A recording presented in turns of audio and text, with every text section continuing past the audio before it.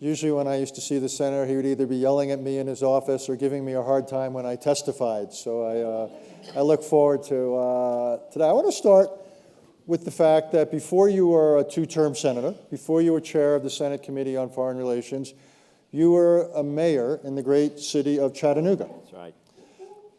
Yeah, give it up. But I want to connect the two.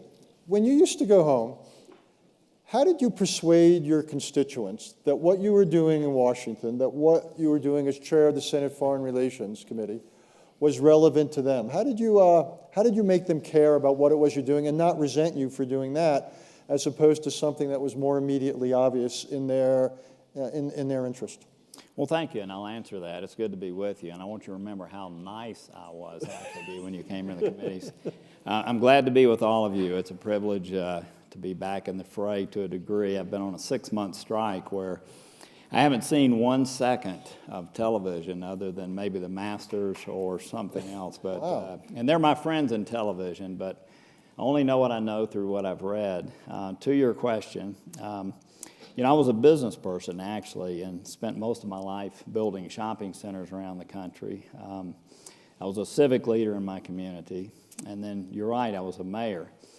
I was elected to the United States Senate and went on the Foreign Relations Committee really just to become a better senator for the people that I represented.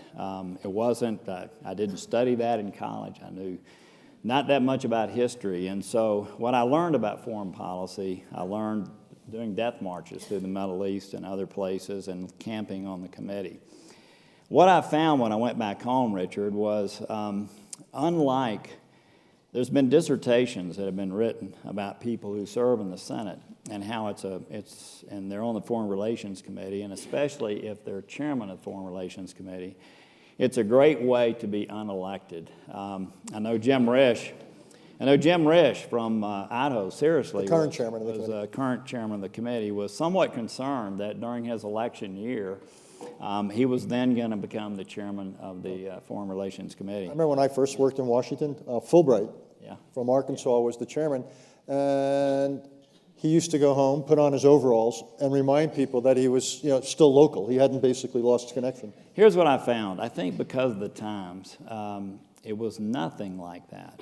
I found it as a tremendous enhancement. People would want to talk about things. I would have just returned from Afghanistan or Iraq or Pakistan or some other country, and I think in many ways it caused people to be more interested in what I was saying or doing. So it had the opposite effect for me. I never felt the need.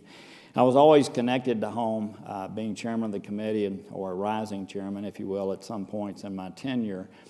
I was also able to help our state just by virtue of my relationships around the world to recruit businesses to our state. So I never found that to be an issue.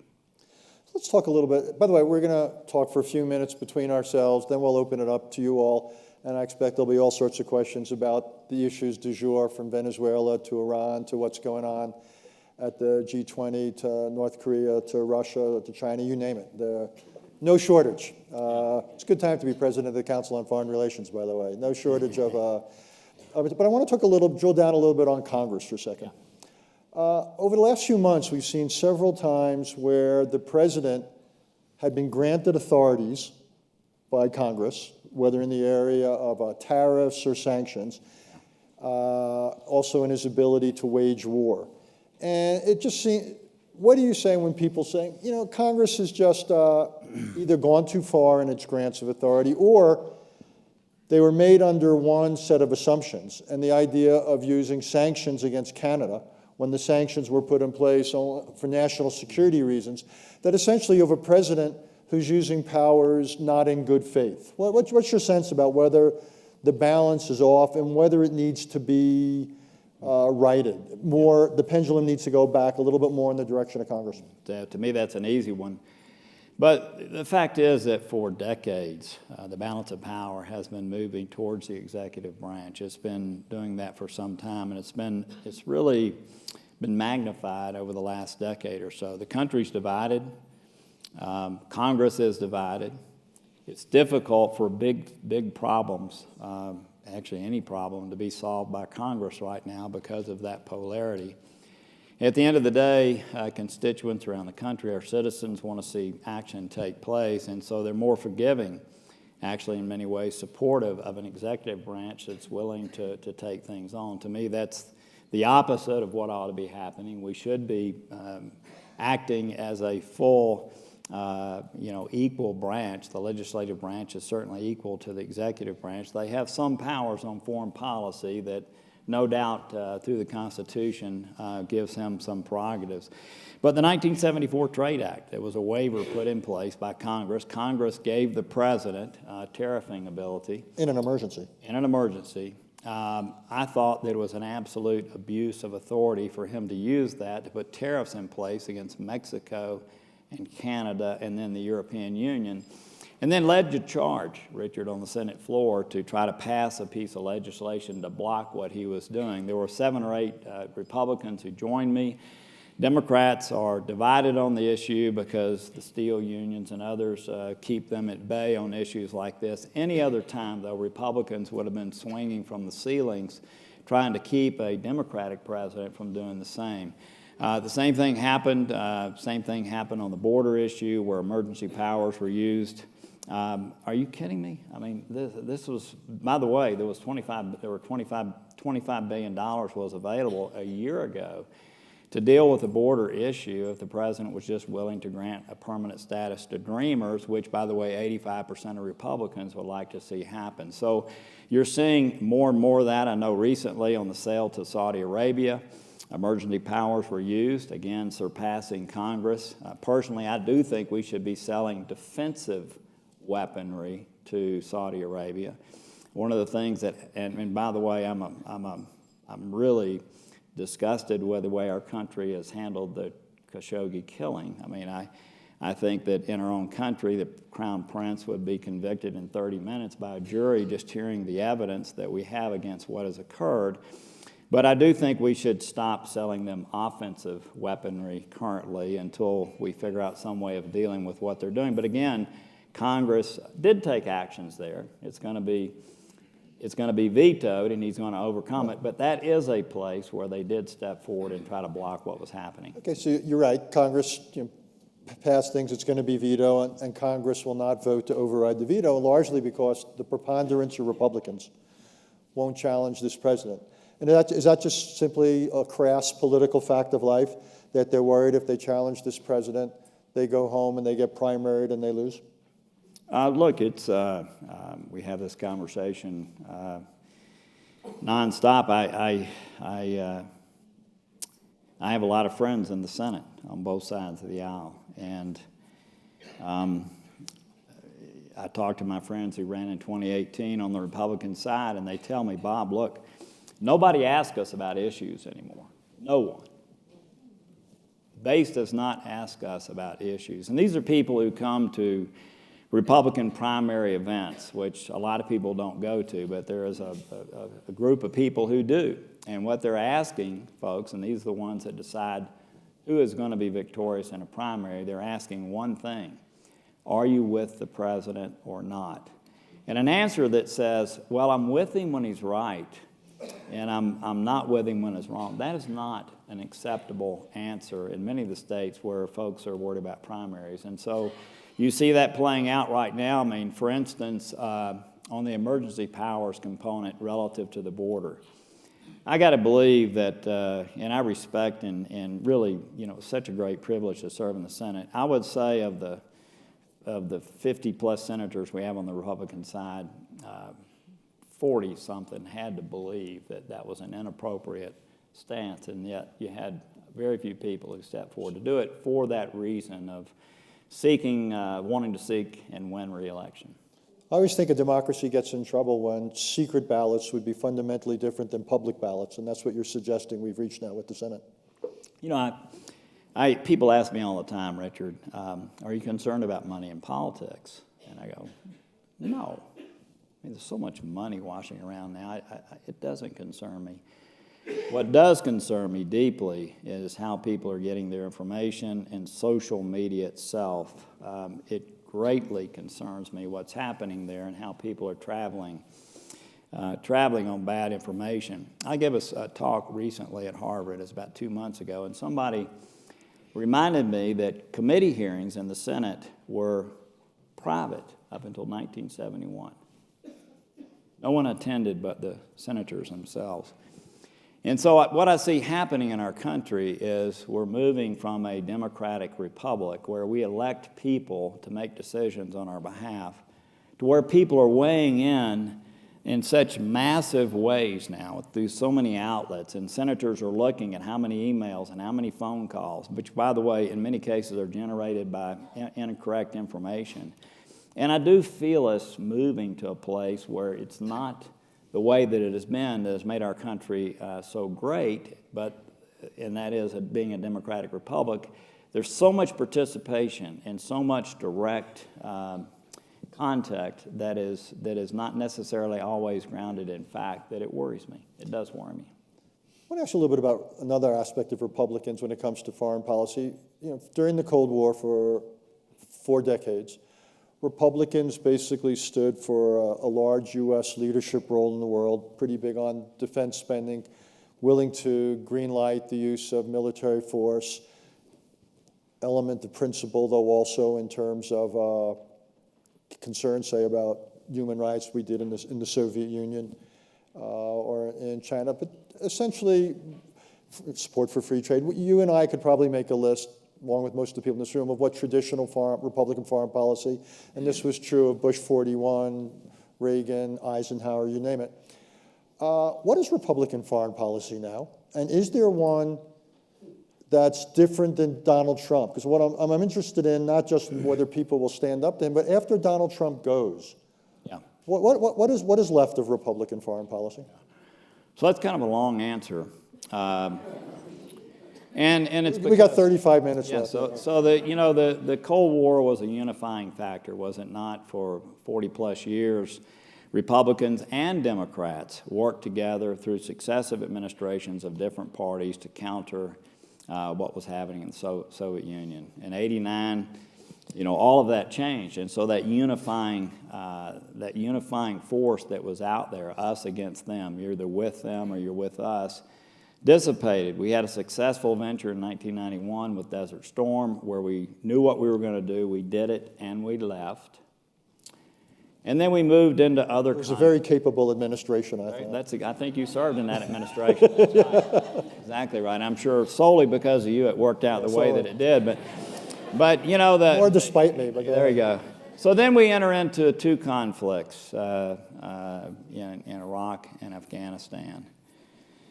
And then we had the votes on the AUMFs, which now have kept our country very divided. So authorization for the use of military force. Authorization for the use of military force. We had this whole asymmetric warfare where we're not dealing with nation states, but we're dealing with groups that kept morphing to other countries.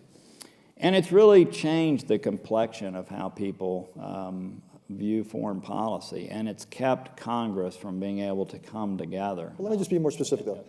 I mean, you got Donald Trump is against free trade. He undermines America's allies in Europe and Asia. As literally as he was getting on the plane for Japan, he was taking shots at all of our allies. He pulls out of a half dozen significant international agreements. Do you sense that this is now Republican foreign policy? You think this is an aberration, and whether it's a Nikki Haley or Mike Pence or somebody else one day, that Republican foreign policy looks more like Trump's predecessors than like Trump? So I was getting to that. Okay. So what I see happening, first of all, if you ask about the Republican, I can name the most extreme positions right now that are held by Republicans, some that are as dovish as anybody on the Democratic side, and some that still first response to any kind of diplomatic conflict is to bomb the country. Okay, so we've got basically 2 extremes right now on the Republican side. I think many people, as I watch people who are thinking about running for president again, they've done it before, I see many of them taking on a more populist posture because that's where the nation on both sides of the aisle is evolving. But look, as it relates to President Trump himself, I do think it is his own foreign policy. I don't think that necessarily that the Republican senators have adopted that. They're in many ways afraid to counter that. But I found that his foreign policy is one of personal grievance.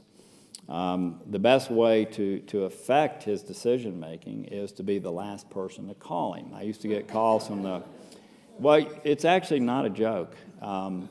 I used to get calls from the White House before a decision was going to be made. And if the decision was going to be made at, let's say, 9:45 or 10 o'clock in the morning, staffers would call me and say, if you don't mind, would you please call at about 9:20, okay? Because we don't like the direction that this is taking. We're worried that X is having too much influence. One of the things that the president thinks is that anybody who did anything before him, whatever they did was not correct and wasn't done as well as he could do it. And so you see that taking place. He has a personal animus, if you will, towards the European Union. He really believes that it was created to undermine U.S. interest and to compete with us economically. So much of it, though, is about personality. And so I think that in personal grievances, how people in the past have dealt with him, how much flattery takes place when meetings occur. And so I don't think that that's translatable, if you will, to a group of people who serve in the Senate. It's just a very different way of dealing with foreign policy, and certainly not one that's going to have a lot of consistencies. Okay, I'll ask you a question, and so just in the interest of fairness, I'm also willing to answer it. What worries you Sure, most? Tell me what it is. And what's worrying you most now when you look out? And it's a big agenda of foreign policy, national security issues out there right now. What's the one or two, whatever number you want, of things that really worry you, and in particular that you don't think are getting the attention they deserve? It's that mismatch between how important they are and you just don't think they're getting looked at enough. Well, we are moving back to a place where we're dealing more with nation states, right? I mean, the whole issue of ISIS, Al-Qaeda, those are still issues that, we're semi-dealing with that kind of thing in Yemen right now. But it's dissipated, and so now we're moving back to traditional foreign policy where we're dealing with conflicts, alliances with other countries. Alliances, not so much anymore. I guess, for me, the biggest issue is the issue with China. And I say that because it feels right now that we're becoming more and more entrenched in disagreeing. Instead of aligning the world around us and dealing with the two most compelling issues that we need to deal with China, which is the theft of our intellectual property and the forced transference, forming partnerships in China, causing our companies to lose ownership of what they're doing. To me, that was the issue that we needed to be focused on with our allies. Instead, we alienated them. And now it seems that we're in a doubling down situation with China. They are by far our greatest challenge to deal with. I hope it's one that is going to be managed appropriately. But to me, that is the one that has the most long-term consequences to our country. I actually thought the way the Iran thing turned out, it was hard to believe that, Commander-in-Chief would not know of the number of casualties that might be inflicted until 10 minutes before a decision was made. I actually think that wasn't the case. I think what happened was, again, people talked to him in the very end, right before he was getting ready to make the decision, and talked him into taking the position that he did, and then this was laid out. But I do think that, and it worried me during the time of Tillerson. I used to have coffee and breakfast with him every 2 or 3 weeks to talk about what was happening. It's the disregard for diplomatic efforts and sort of the quick response to things where you're undermining diplomacy. You're basically throwing a lot of hubris out, and as you know, in different countries, it's interpreted in different ways. Not everybody speaks the same language that we do. It's things getting out of control because someone does something on the ground and all of a sudden it's escalated. So I would say China, and then just some conflict like Iran erupting because a steady hand, if you will, is not taking control of what's happening and thinking about things in that manner. Okay, why don't, we're about halfway through our allotted time, so in the interest of fairness, and there must be some doctrine, let's open it up. And again, anything is fair game, either what the Senator and I have discussed or not, and we'll pack as much in as we can to the next 25 or so minutes. I think if you raise your hand, we'll get a microphone to, I see a gentleman here in the second row with his hand raised. Do we have more than one microphone? We do. Okay. We got to pick up the pace there, kind of, there we go. Thank you. The pivot to Asia under the Obama administration from the military, at the same time, China projecting power in the South China Sea. We seem to have, under both administrations, sort of just walked away from that projection of power as they build up military in the South China Sea and abandoned both Vietnam and the Philippines. Any comment on sort of what's happening there and what your thoughts are about where it might go from here? Richard, I know, just came from there. He might be better to answer that. I don't think that we've stepped away from that necessarily. I think we've continued to invest naval-wise in what we're doing, and I don't think you're reading as much about it. You're not seeing as much as what's happening on the ground. I agree. I mean, we're still doing the challenges, the sail-throughs, the fly. So Chinese claim, China asserts these claims along with everyone else. We don't accept them. They flat out lied about what they're doing there. They've militarized islands and so forth, but we're not accepting any of these as fates of calm plea. I think the bigger issues in Asia right now of things we're not doing is one of the most consequential decisions this administration made in its first week was not to join the Trans-Pacific Partnership, a major economic and I would argue strategic era. I think this weakening of our alliances with Japan, South Korea, and the others, this constant chipping away at them and harping about the trade relationship and suggesting that the security relationship is now conditional. And I'd say one other thing, and I don't know if Bob agrees with me, we, for 40 years now, the United States, China, and Taiwan have managed this kind of very careful orchestration of the Taiwan situation. And essentially, there's been an agreement to disagree. And in the course of these 40 years, Taiwan has thrived economically. It's been secure, and it's become a robust democracy. And I'm not confident that the next 40 years we're going to be able to say the same thing. But I'm beginning to see signs that in all three places, China's becoming much more demanding in reunification. Taiwan is beginning to push certain things, certain status issues. And we, in particular, and your former colleagues, are looking at ways to upgrade U.S.-Taiwan relations. And I'm worried that this is a sleeper issue that could one day, one or another of these three parties will do something that one or another of the other parties can't live with. Much more dangerous to me than a South China Sea crisis is a Taiwan crisis. Mm-hmm. I agree with that. We got two. I'll let you two arm wrestle over the microphone. I think ladies first. But then you can pass it to the gentleman on your left. Okay, thank you. I just had a question about our relationship with Saudi Arabia and what you think in terms of giving them nuclear weapons and how you think it's going to all unfold. And, are they, everyone keeps saying they're such a great friend to us and, their strategic position in the Middle East, so. Yeah. So if the Crown Prince himself were here on the platform, and I'm sure many of you have seen him do it, he is one of the most impressive young leaders that I've ever met. The first time I met him, he was 32. I think he's 34 now.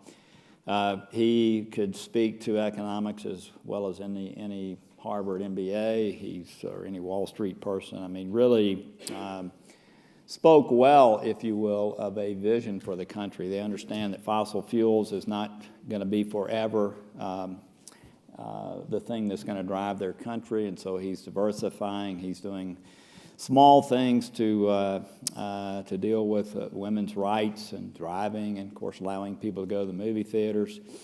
And you have to remember that within the country, he has to balance, even though it may be a monarchy, if you will, he has to deal with the Wahhabist religious sector. And so he's got to do what he's doing, and he's got to tilt both ways. So I would say that he's very talented. I think he's, on the other hand, has made some, I don't know what the right word will be, freshman mistakes.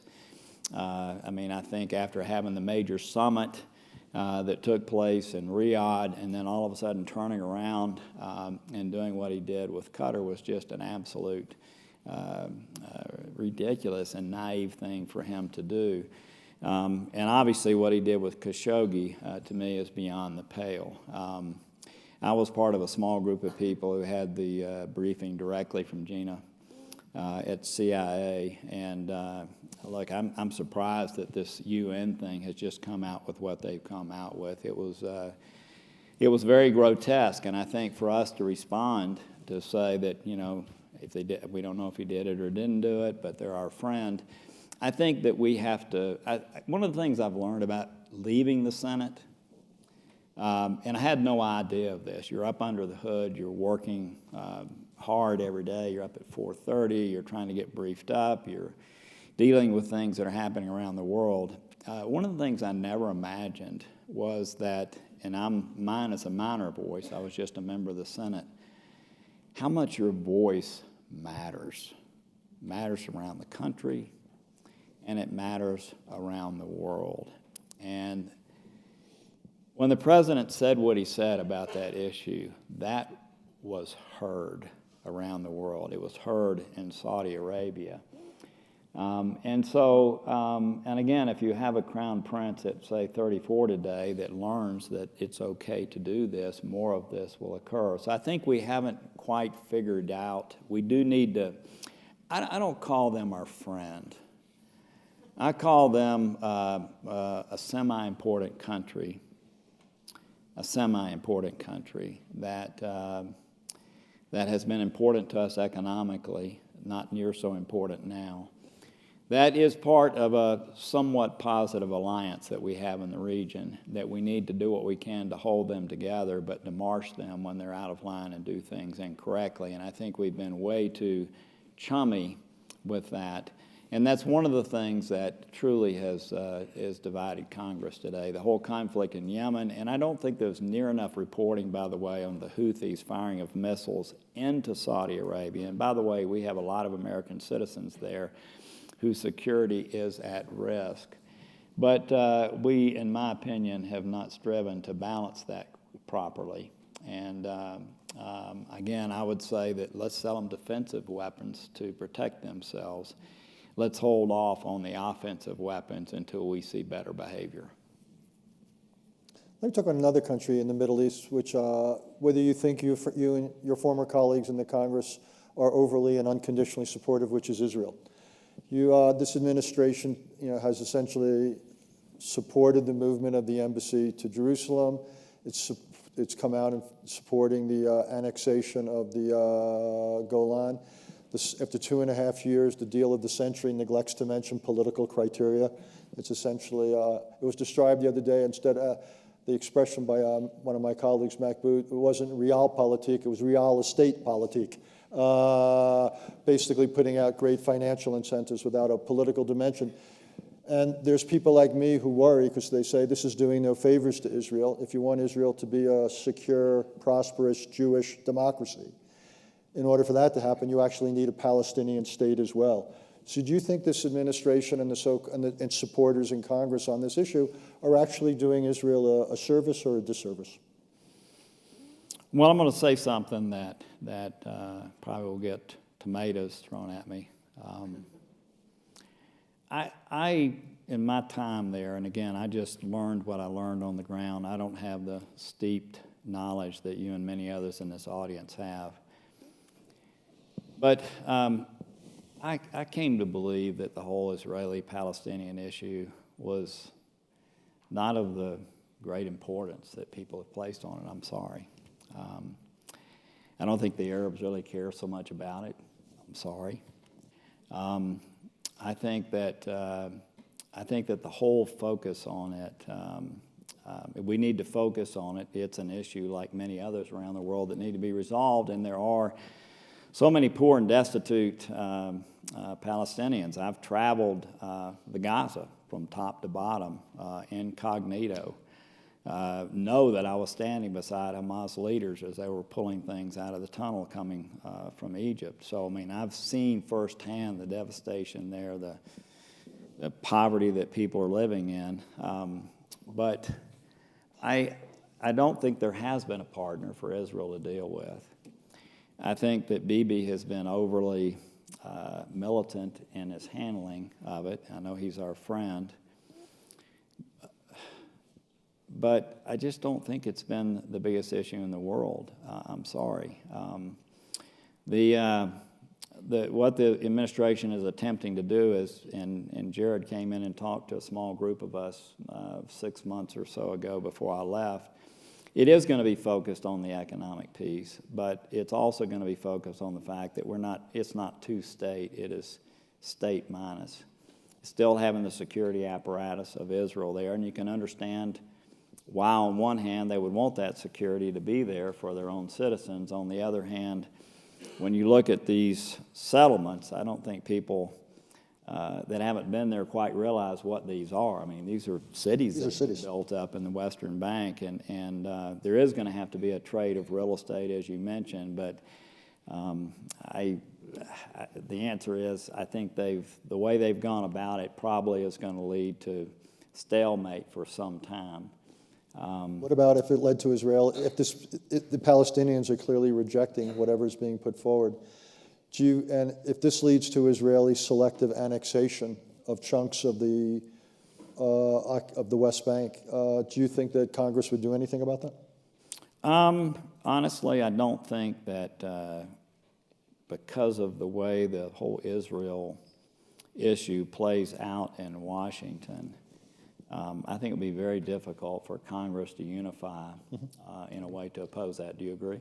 I agree, and I agree with something else you said before, that I think for so many years we equated the Middle East with the Arab-Israeli dispute, but I think tomorrow, if there were a two-state solution, it wouldn't matter one bit for Syria, for Libya, for Yemen, for stability in Saudi Arabia, for the future of Egypt, which is increasing by 1 million people every 7 or 8 months. So I think it's important to Israelis and Palestinians, but it's not a key to the region. I agree with that. No, it matters to Jordan.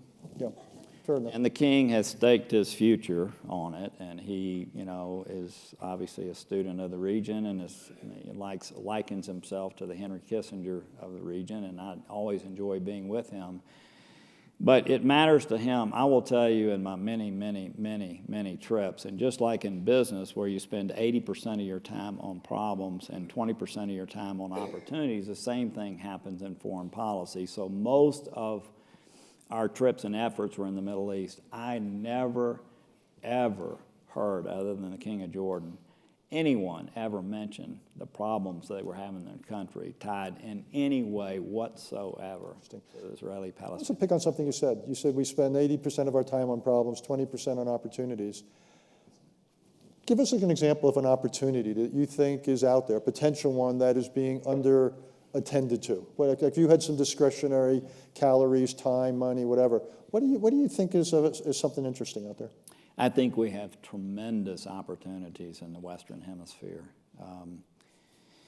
And to just tighten those relationships. Obviously, Central America is got tremendous issues that need to be dealt with, and what we need to be doing is working. I mean, look, if you were a mother or father in some of these countries and what was happening there was happening to your family or was happening around you, probably what you'd be doing is trying to figure out a way to get to the good old USA, okay?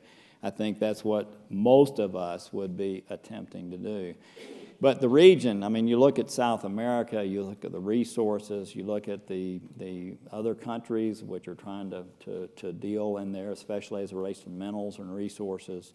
I think that the Western Hemisphere for us is an absolute tremendous opportunity to strengthen alliances and to help this whole region embrace human rights, democracy even more fully. Implicit then in what you said, I assume, is you do not agree with the administration policy of reducing aid going to Central American countries, but rather you would probably favor more of it if you had confidence it was being targeted in the right way. And that's the issue. I mean, these governments, some of the rhetoric that's used about our aid is, unfortunately, some of it is true, and it does end up in corrupt hands and causes some people to be able to stay in power longer. But no, we need to help build up the democratic institutions in these countries and make sure that, I mean, if you want to see a country that doesn't function, and I spent a lot of time there my last year in the Senate, it's Venezuela, and they have actually, they've just undone the institutions of democracy there,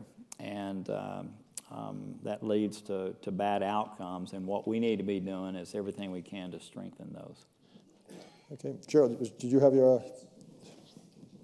Maybe this is a naive question. Just as a citizen and an observer in this country, you were one of the few people to speak up to President Trump, you and Senator McCain. Will we ever reach a point where people will place country above their self-interest? You're telling us people won't speak up to the president because they want to get reelected. But what about the rest of us? We have no voice. Some of us from blue states have two Democratic senators. We have no voice, but we want the country to change. Yeah. Will anyone ever speak up other than you and the late Senator McCain to this president? So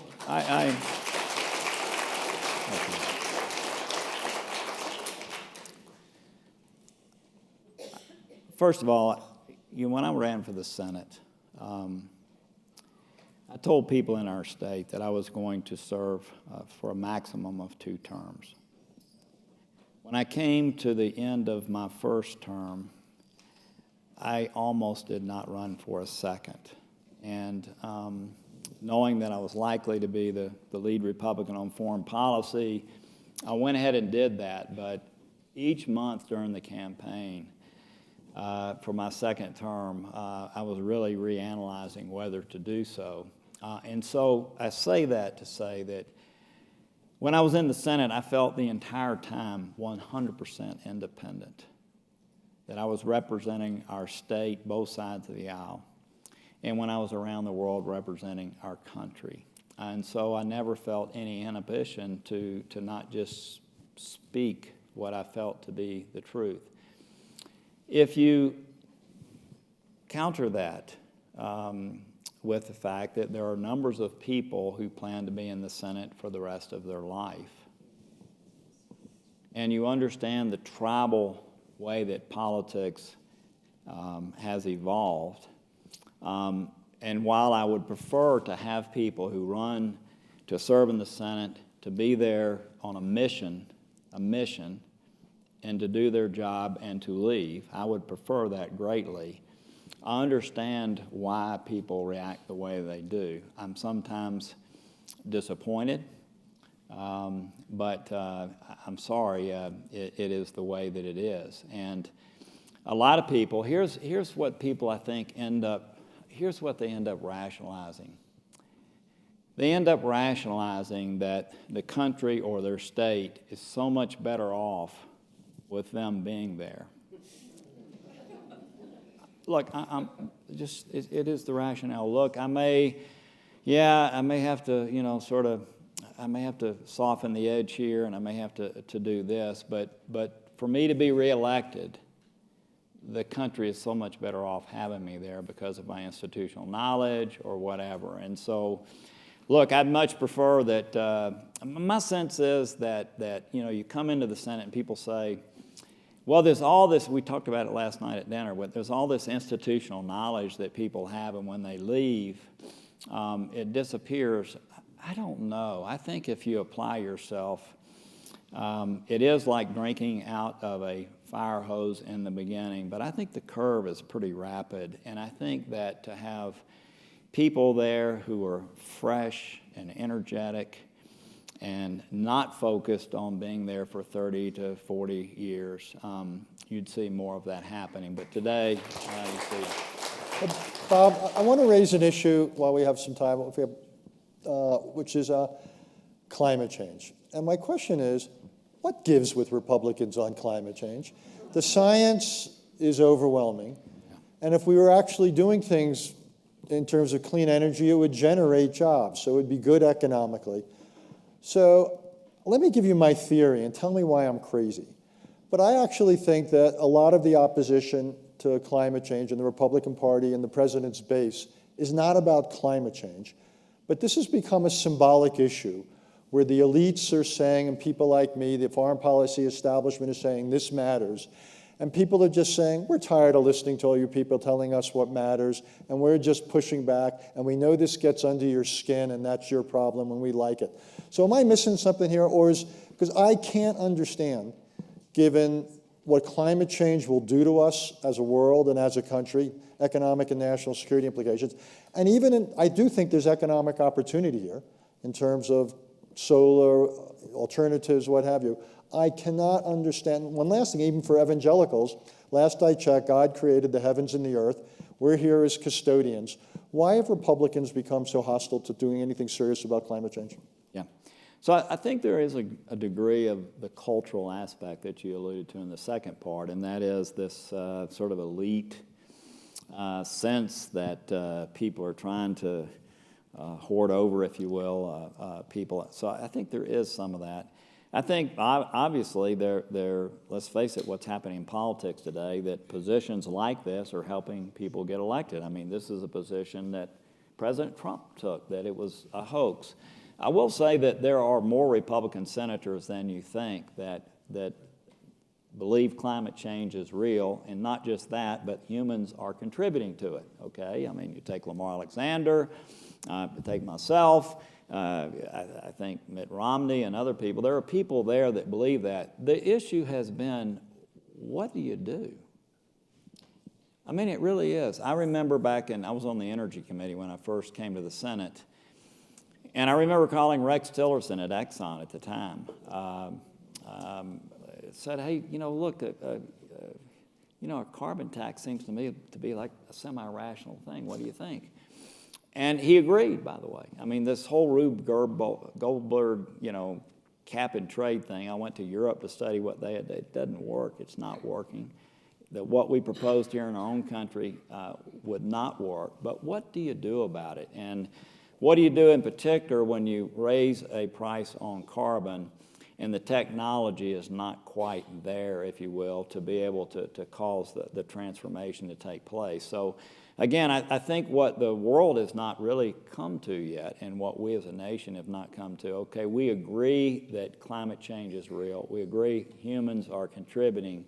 But what are the policies that we put in place that don't set us so far back economically and demean people's standard of living to actually overcome it? And I don't think either side of the aisle yet has embraced it. Technologies, no doubt, are really moving ahead. And as you mentioned, yes, solar in particular, solar and wind to agree, is coming on. But it's clear that some of the deregulation going on, EPA, even the automobile industry is saying we want to keep higher CAFE standards. There's things, even if we can't solve it, we're certainly doing things that are making it worse. Yeah.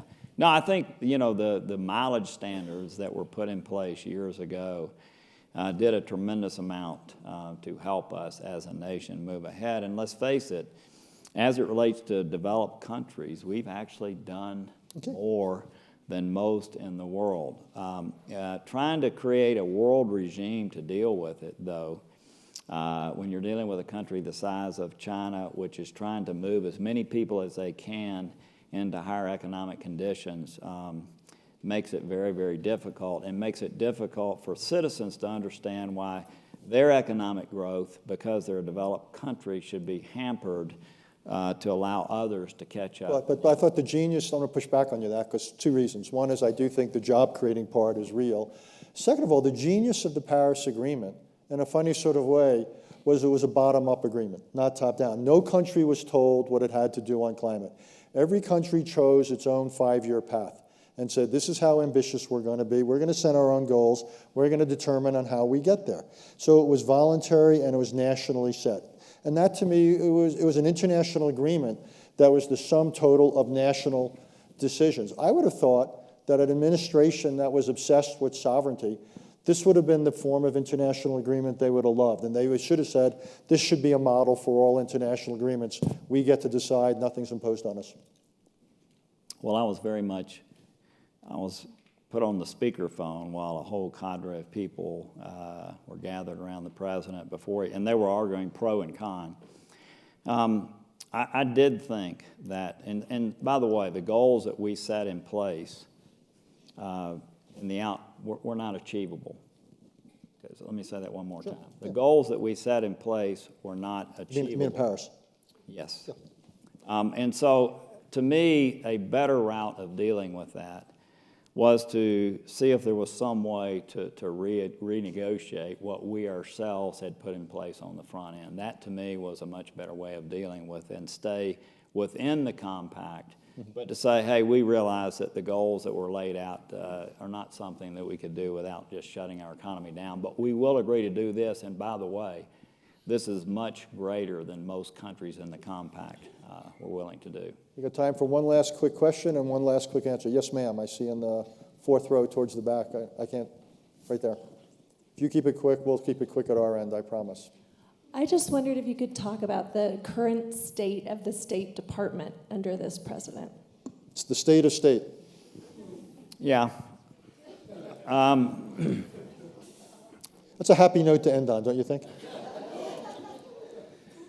First of all, I think that Pompeo, having come from the military, having built a good culture at CIA, has done a relatively good job of reestablishing a better culture than existed under Rex Tillerson. And by the way, I was, almost answered Tillerson's questions for him when he came before the committee in order to help him as he moved into that position. But I think it's better than it was. He's a smart guy. He's a little more hawkish than I would be in that particular position, but I think he's done a better job inside. It's difficult to get people confirmed today. It really is.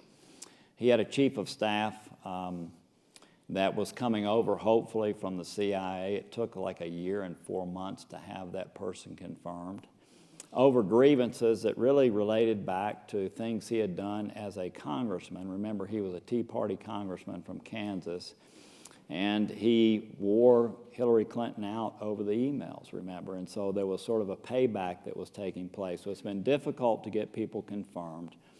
The political appointees, which typically are about 1/3 in an administration, 2/3 being professional, have been very difficult to get through. I don't know what else to say. I mean, all of these bureaucracies, candidly, deal with such red tape. It's amazing that we are as successful as a country, but let me just close on this note. Look, I'm not a diplomat. I'm a guy who worked as hard as I could during the 12 years that I was there. Our diplomatic corps and the people that represent us around the world are some of the finest human beings I've ever been around, and I cherish them. And as a nation, that is some institutional knowledge that we need to keep in place, and we need to do everything we can to support their efforts. Let me say two things. One is I actually think one of the real tasks for the next Secretary of State, though, is going to be to rebuild the Foreign Service. We lost incoming classes, and we lost an entire generation of excellent people who retired early. This is a generational challenge now. It can't be done in a year, and it matters. The diplomatic tool is one of the principal tools of national security policy, and at the moment, ours is weaker and less present than it needs to be. And the other thing I wanted to do was thank Senator Corker for two things. One, for being with us for an hour this morning, and the other for all those years in public service and the way he did it. Thank you.